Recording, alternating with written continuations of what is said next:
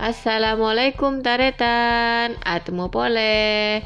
Bermakabar mantere paring kesehatan serta kaberkatan.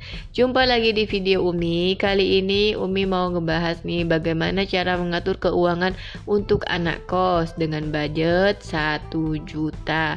Nah, video kali ini tuh requestan dari Kak Satriani Ani menanya nih gimana cara mengatur keuangan 1 juta untuk anak kos.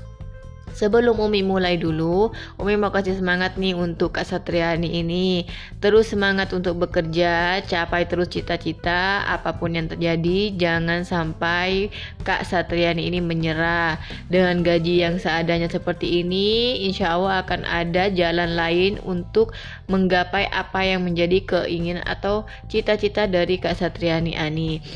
Untuk di awal, untuk bekerja itu pasti akan dimulai dengan tahap-tahap yang rendah dulu, seperti mendapatkan gaji yang kecil atau mungkin pekerjaan yang gak sesuai dengan apa yang kita inginkan atau apa yang kita harapkan. Gak masalah, intinya kita pantang menyerah dulu, terus semangat dulu. Insya Allah pasti akan ada tuh jalan-jalan yang mungkin akan menunjukkan kita ke passion yang kita inginkan atau ke sesuatu yang kita cita-citakan. Jadi jangan menyerah dulu ya. Dan selanjutnya yaitu anggarkan pengeluaran wajib atau yang menjadi kepentingan dalam tiap bulannya. Jadi untuk mengatur keuangan itu untuk di awal tetap ya kita harus menganggarkan apa saja yang menjadi kebutuhan wajib atau kebutuhan yang penting. Dan selanjutnya yaitu jangan dilupakan tabungan wajib disisihkan. Intinya berapapun pendapatan yang kita dapatkan wajib kita menganggarkan untuk ditabung. Baik itu hanya 20.000, 30.000, 50.000 atau bahkan dari sekian kecilnya gaji kita yang kita bisa tabungkan hanya recehan saja, gak masalah. Intinya kita harus dan tetap menganggarkan untuk tabungan. Dan di sini Umi mau mengingatkan saja sih bahwa dengan keuangan 1 juta ini untuk anak kos itu ya tetap ya cukup atau dengan kata lain pas. Jadi untuk belanja atau untuk foya-foya, untuk sekedar makan-makan di luar mungkin sedikit agak sulit, kecuali ada budget-budget tertentu yang dikecilkan atau diminimkan pengeluarannya, mungkin itu bisa. Dan selanjutnya bagaimana nih kalau memang benar-benar gak pas dari pengeluaran yang ada nih, Umi kasih saran sedikit yaitu coba-coba deh untuk bisnis online. Siapa tahu tuh makin rame tuh dengan adanya teman-teman bekerja di tempat kerja Kak Satriani. Jadi dengan bisnis online ini siapa tahu bisa ada tambahan tuh walaupun hanya ya 200-300 ribu per bulannya. Karena di sini insya Allah tuh untuk teman kerja adalah pangsa pasar yang lumayan nih. Siapa tahu teman kita merupakan teman yang konsumtif akan hal yang kita perjualbelikan. Oke, lanjut ya.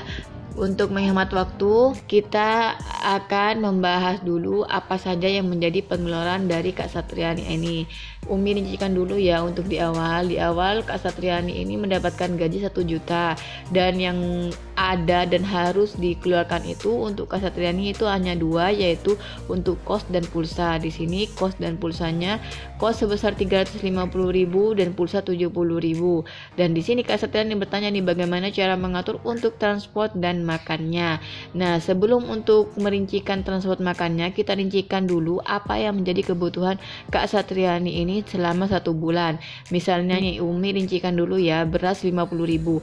Beras 50.000 untuk satu orang itu ya lumayan banyak. Mungkin Kak Satriani bisa nih bawa bekal atau membuat sarapan sendiri tanpa harus belanja di luar lagi.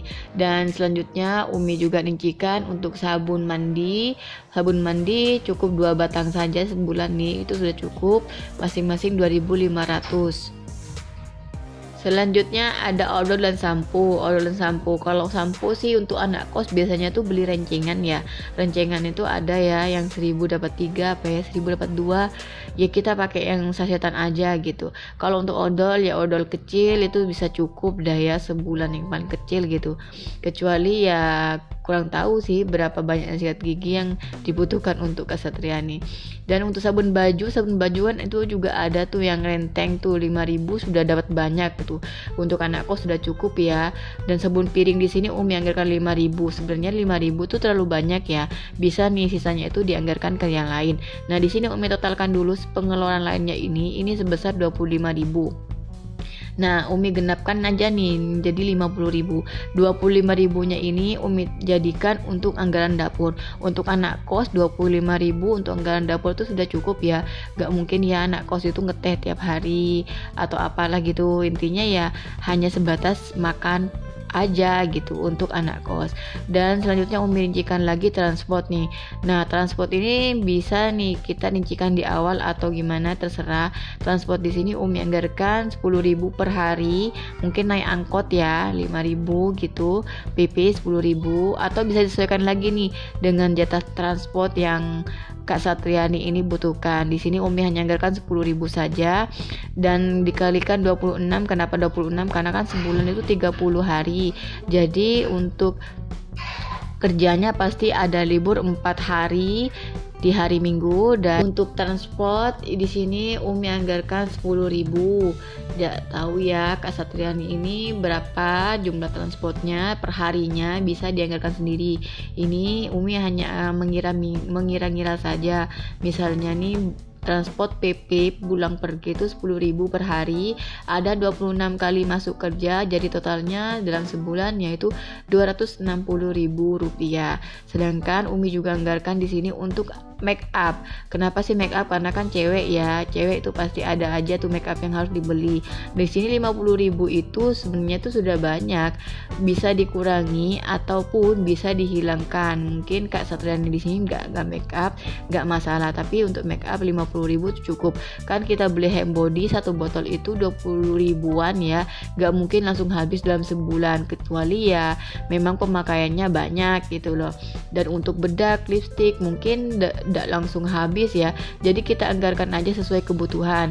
Misalnya nih bulan ini beli lipstick dengan hand body, terus bulan selanjutnya beli bedak dengan minyak wangi atau parfum, terus untuk bulan selanjutnya kalau memang nggak ada pengeluaran untuk make up bisa disisihkan, disimpan menjadi tabungan gitu ya.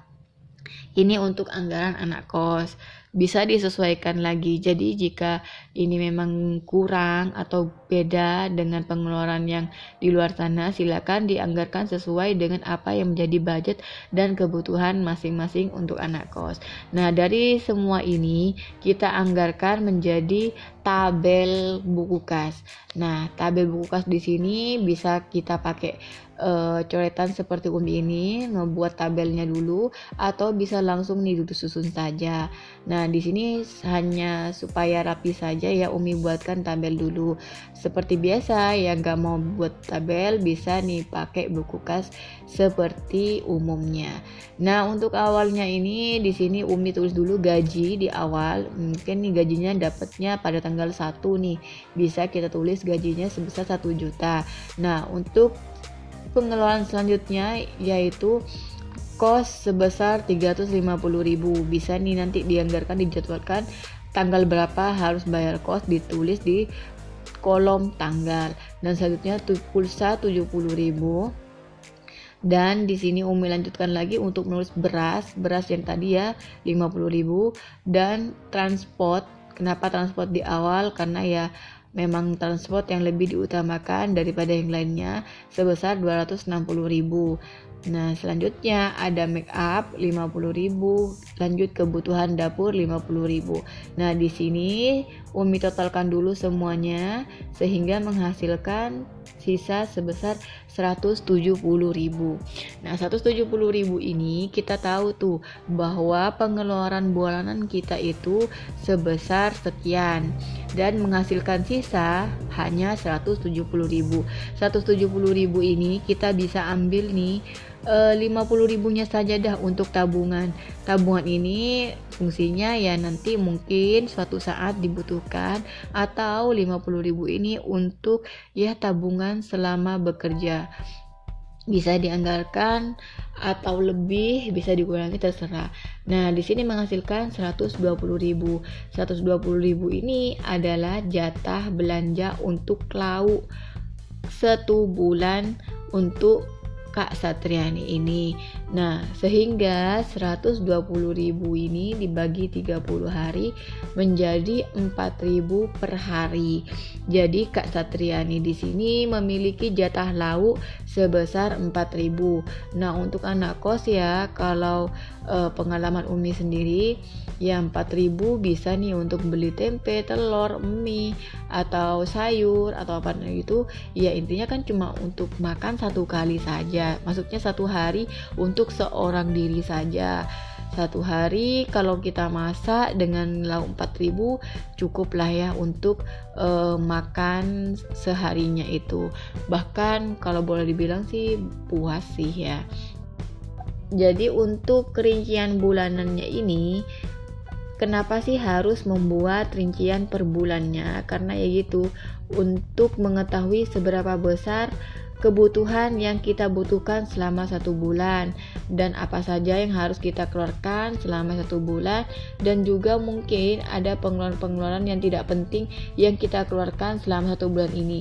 Jadi Kak Satriani di sini bisa nih koreksi, mungkin selama ini kita banyak mengeluarkan hal-hal apa yang mungkin gaji 1 juta ini tidak cukup, dan mungkin suatu saat nanti Kak Satriani di sini bisa mendapatkan pekerjaan yang lebih baik lagi dengan gaji yang lebih baik lagi.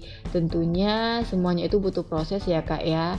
Jadi nikmati saja dulu proses hari ini, proses yang sudah Kak Satriani dapatkan, sambil terus berusaha nih bisa cari-cari lowongan kerja lainnya. Siapa tahu ada yang lebih baik, Kak Satriani bisa lepas pekerjaan yang ini, bisa lanjut ke pekerjaan yang menurut Kak Satriani lebih baik lagi. Atau Kak Satriani bisa tetap nih di pekerjaan ini, mungkin sudah enak atau gimana, bisa ditambahkan dengan bisnis online lainnya. Siapa tahu suatu saat nanti Kak Satriani bisa jadi pengusaha dari bisnis online yang Kak Satriani geluti hari ini. Sekian saja coretan tangan Umi, semoga bermanfaat. Kalau kurang cocok bisa dicocokkan dulu apa yang menjadi kebutuhan per bulan masing-masing. Dan mungkin ada kesalahan-kesalahan nih dari Umi, coretan-coretan atau kata-kata yang kurang pantas untuk Umi ucapkan, mohon dimaafkan dan mohon dikoreksinya juga. Semoga bermanfaat. Sekali lagi semoga bermanfaat. Sampai jumpa di video selanjutnya. Wassalamualaikum warahmatullahi wabarakatuh.